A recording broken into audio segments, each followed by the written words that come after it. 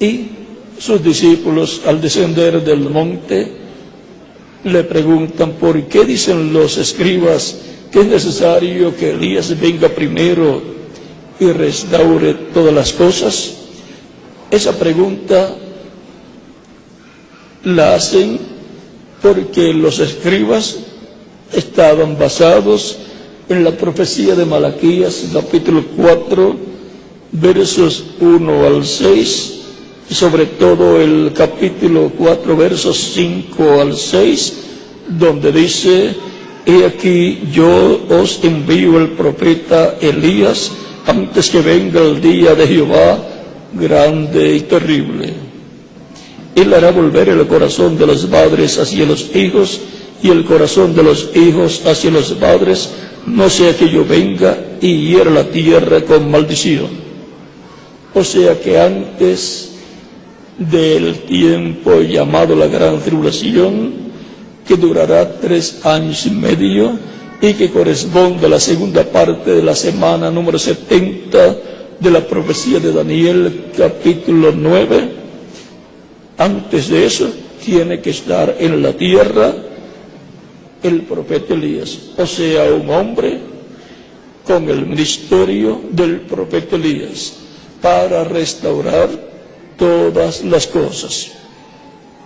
En el tiempo de Jesús, Juan el Bautista era el Elías que tenía que venir en aquel tiempo preparándole el camino al Señor, pero no era este Elías que restaurará todas las cosas, porque este Elías que restaurará todas las cosas viene en este tiempo final en el cual nosotros estamos viviendo, y preparará todo para la restauración de todas las cosas. Vean, eso corresponde a un tiempo muy importante del cual el apóstol Pedro nos habla en el libro de los Hechos, capítulo 3, versos 18 en adelante, donde dice: pero Dios ha cumplido así lo que había antes anunciado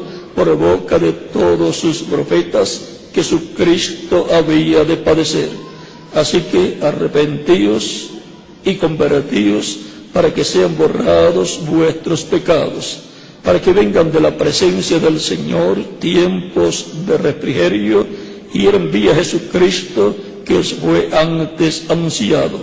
Aquí en el cielo es necesario que aquí en desierto es necesario que el cielo reciba hasta los tiempos de la restauración de todas las cosas, de que habló Dios por boca de sus santos profetas que han sido desde tiempo antiguo. Y ahora la segunda venida de Cristo está establecida para el tiempo de la restauración de todas las cosas, restauración que está señalada para ser llevada a cabo por el ministerio de Elías. Y nadie va a contradecir lo que él dijo. Si él dijo que vio a Dios cara a cara y fue librada su alma, así fue. Ahora,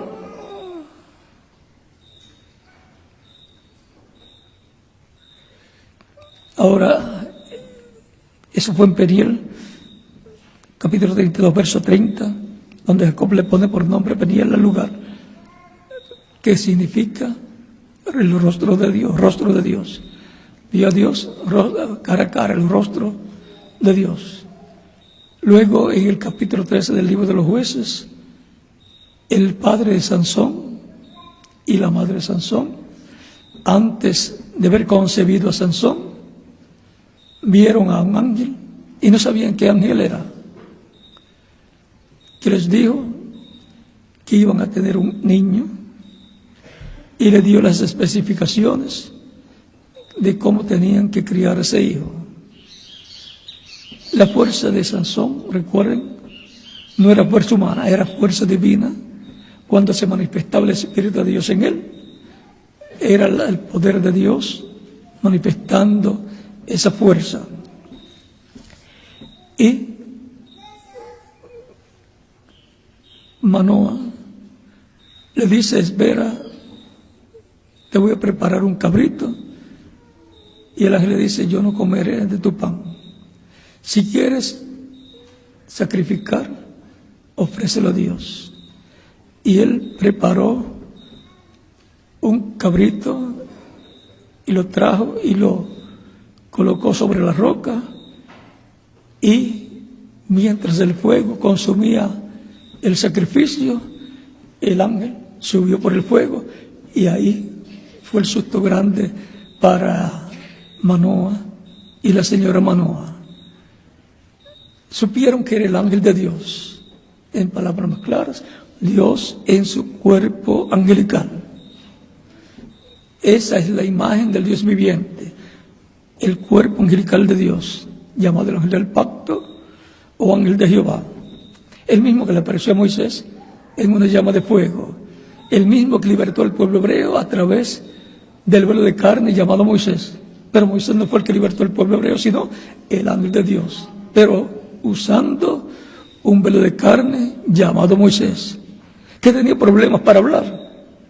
Pero el poder de Dios no tiene ningún problema. No hay nada imposible para Dios. No importa que Moisés no podía hablar bien, pidió un ayudante y le trajo problemas, su hermano Aarón. Por eso se enojó Dios con Moisés, porque pidió un ayudante a su hermano y se enojó Dios. Dos o tres veces pues se enojó Dios con Moisés.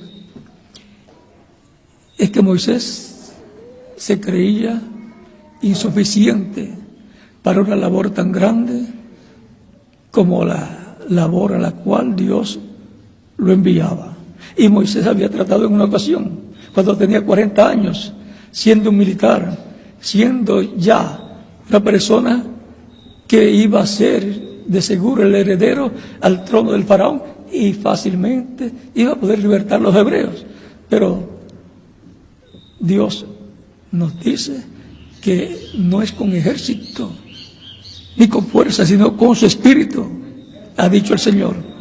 Así es como Dios hace la obra, y la hace escogiendo una persona común y corriente. Y Moisés tenía mucho conocimiento, y la gloria se la iban a dar a Moisés y a su conocimiento. Sí, era libertad de Israel cuando Moisés tenía unos 40 años, porque iba a ser por poder político, por decreto de Estado. Pero tenía que ser por poder de Dios, porque Dios dijo en Génesis capítulo 15, versos 12 al 19, a Abraham de la siguiente manera, y Dios tenía que cumplir esa promesa, y la gloria tenía que ser dada a Dios, el que hizo un pacto con Abraham y que no podía fallar esa promesa.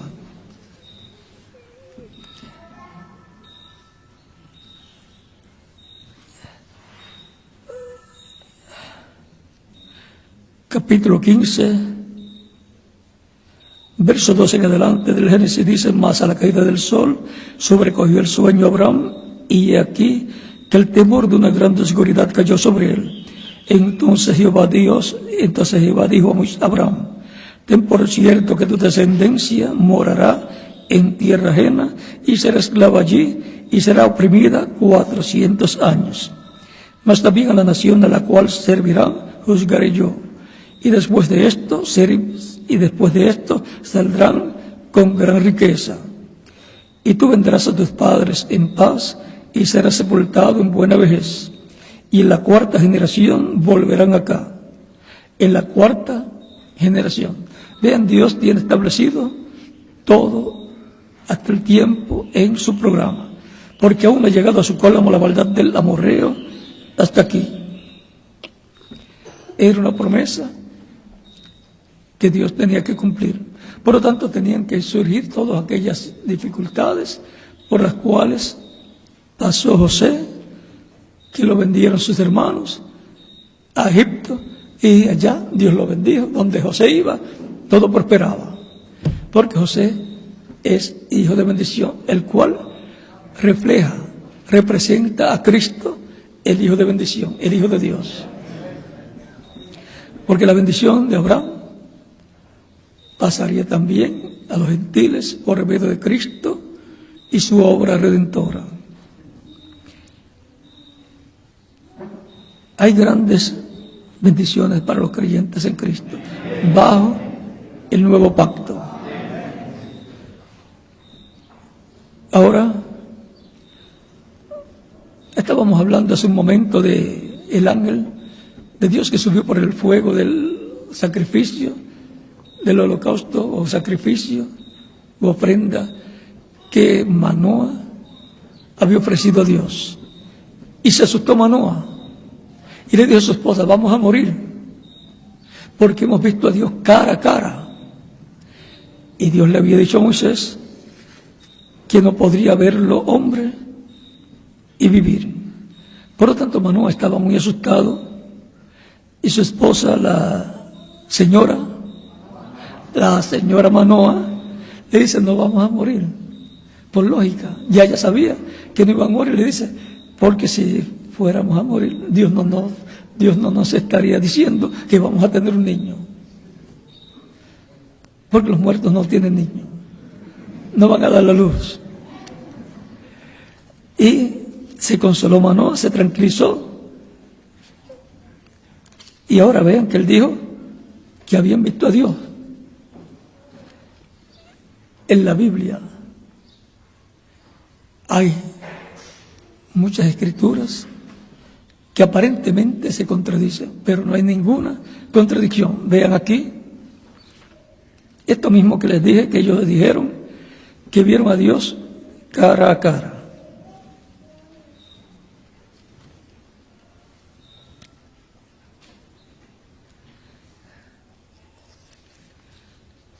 San Juan, capítulo 1, versos 1 en adelante, dice que el principio era el verbo, y el verbo era con Dios, y el verbo era Dios. O sea, el ángel del pacto, el cuerpo angelical de Dios, la imagen de Dios. Y en palabras más claras, Cristo en su cuerpo angelical. Este era el principio con Dios. Todas las cosas por Él fueron hechas, y sin Él nada de lo que ha sido hecho fue hecho. Todas las cosas fueron hechas por Él, por Cristo. En palabras más claras, Dios en el cuerpo angelical de Cristo habló existencia toda la creación. En Él estaba la vida, y la vida era la luz de los hombres. Y luego, en los versos 12 en adelante dice, 11 en adelante dice: a lo suyo vino, aún el 9, aquella luz verdadera que alumbra a todo hombre, venía a este mundo.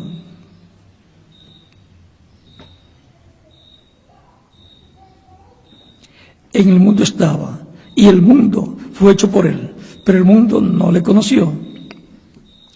A lo suyo vino, o sea, el pueblo hebreo, y los suyos no le recibieron. Mas a todos los que le recibieron, a los que creen en su nombre, le dio potestad de ser hechos hijos de Dios. Todos los creyentes en Cristo son hechos hijos de Dios. Son creados en Cristo Jesús, Señor nuestro. Esa es una nueva creación con vida eterna.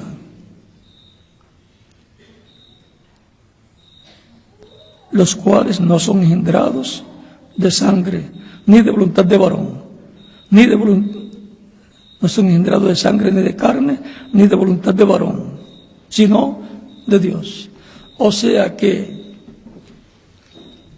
la persona, cuando nace de sus padres, no nace como un hijo de Dios, nace como un ser humano de esta tierra con vida temporal.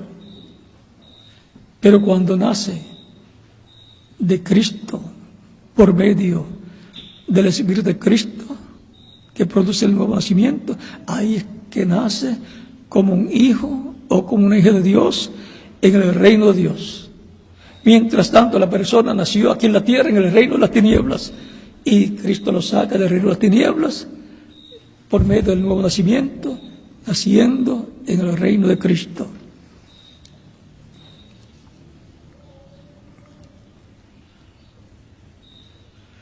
Y aquel Verbo fue hecho carne y habitó entre nosotros, y vimos su gloria, gloria como del unigénito del Padre, lleno de gracia y de verdad. El Verbo se hizo carne, el ángel del pacto se hizo carne. Dios, con su cuerpo angelical, se hizo carne, se vistió de un velo de carne para visitar a su pueblo Israel y por consiguiente visitar la raza humana. Y ahora veamos lo que sigue diciendo.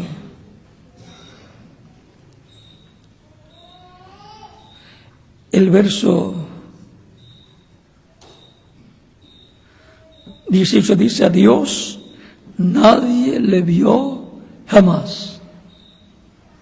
El unigénito Hijo que está en el seno del Padre, Él le ha dado a conocer.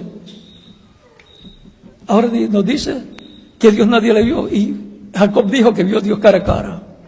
Manoah dijo que vio a Dios cara a cara también. Y ahora, en el Evangelio según San Juan nos dice que a Dios nadie le vio jamás. Pero dice, el unigénito Hijo que está en el seno del Padre, Él le declaró, lo reveló.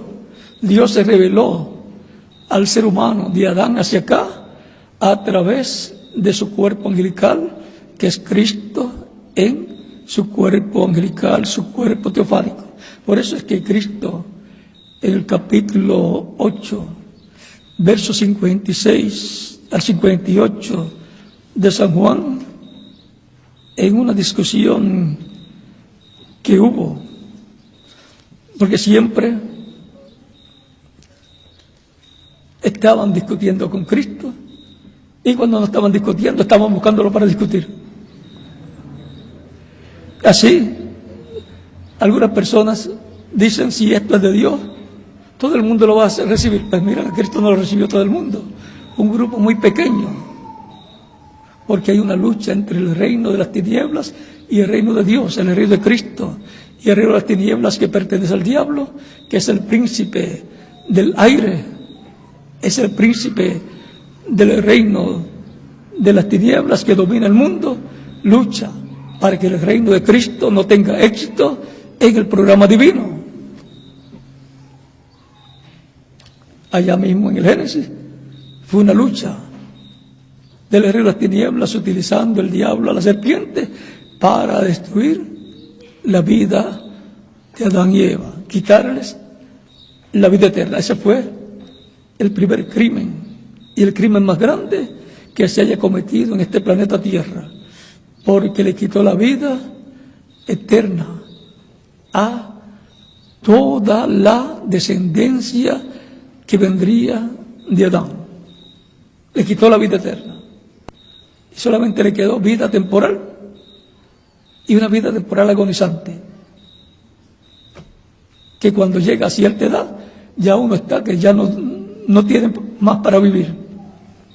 Y si no hizo los arreglos con el que tiene la vida eterna, a través del cual Dios nos ha dado vida eterna, como dice 1 Juan capítulo 5 versos 10 al 13, Dios nos ha dado vida eterna. Y pregunta a la gente, ¿dónde está? En el árbol de la vida. ¿Dónde está? ¿Cuál es el árbol de la vida? Cristo. Y esta vida está en su Hijo, Jesucristo. El que tiene al Hijo, tiene la vida eterna. El que no tiene al Hijo de Dios, a Cristo, no tiene la vida eterna. Lo que tiene es vida temporal y se le va a terminar. Y si no se alista, se le acaba la vida temporal y se queda sin recibir la vida eterna. Y dice que los que creen en su nombre tienen vida eterna. Por lo tanto, es una bendición y privilegio ser creyentes en Cristo. Eso es lo que nos da la paz interior, la paz del alma. Ese es el seguro más grande que el ser humano puede obtener. Y solamente lo tiene Jesucristo para aquellos que lo reciben como su Salvador. En aquella discusión que hubo entre los judíos con Cristo, miren lo que sucedió en el capítulo 8 de San Juan, versos 56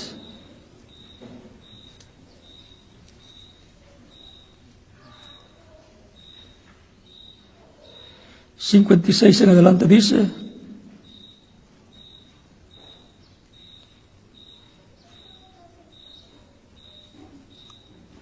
Abraham vuestro padre se gozó de que había de ver mi día, y lo vio, y se gozó. Entonces le dijeron los judíos: ¿aún no tienes 50 años y has visto a Abraham? Porque no tenía 50 años todavía, su cuerpo físico aquí en la tierra. ¿Y cómo va a ver a Abraham, que vivió cientos de años antes que Jesús? Jesús les dijo, verso 58, de cierto os digo, antes que Abraham fuese, yo soy. Y ahora no le dice de los días de Abraham, antes que Abraham fuese, yo soy. ¿Y cómo podía ser Jesucristo antes que Abraham? Porque Él es el ángel del pacto que estaba prometido que vendría. Porque el ángel del pacto es el cuerpo angelical de Dios, en el cual Dios aparecía a los profetas. Cuando aparecía el ángel del pacto y hablaba con ellos, ellos decían que Dios les había aparecido, que hablaron con Dios. Y cuando le apareció a Moisés en la zarza ardiente, en el capítulo 3 del Éxodo, le dice el ángel: yo soy el Dios de tu padre, de Abraham, el Dios de Abraham, de Isaac y de Jacob. Y era el pacto. Era Dios hablando por medio de su ángel, de su cuerpo angelical, que es la imagen del Dios viviente. La imagen que era visible, pero en otra dimensión, que los profetas, siendo profetas y tienen dos conciencias juntas, pueden ver en otra dimensión. Vean el capítulo 3 de Malaquías, verso 1 en adelante, dice: y aquí yo envío mi mensajero, el cual preparará el camino delante de mí. Ese fue Juan el Bautista precursando la primera venida de Cristo. Y vendrá súbitamente a su templo el Señor a quien vosotros buscáis, y el ángel del pacto a quien deseáis vosotros. Y aquí viene, ha dicho Jehová de los ejércitos. ¿Quién vendría después de Juan el Bautista? El Señor, el Padre, el Dios Todopoderoso, en y con su cuerpo angelical, dentro de un cuerpo de carne llamado Jesús. Tan sencillo como eso. Eso era la venida del Señor para aquellos días, la cual Juan estaba preparando al pueblo para que lo recibieran. Y un grupito pequeño fue el que lo recibió y estaba prometido aquí en la Biblia. O sea que no todos creen el cumplimiento de lo que Dios ha prometido. Mientras no se ha cumplido, muchos dicen: sí, yo creo esto, ahí está. Pero cuando se cumple es el momento de la persona pararse firme y decir: aquí está en la Escritura y aquí está cumpliéndose. Yo lo creo. Pero esa viene por revelación divina. ¿Quién dicen los hombres que es el Hijo del Hombre? Pregunta Cristo a sus discípulos.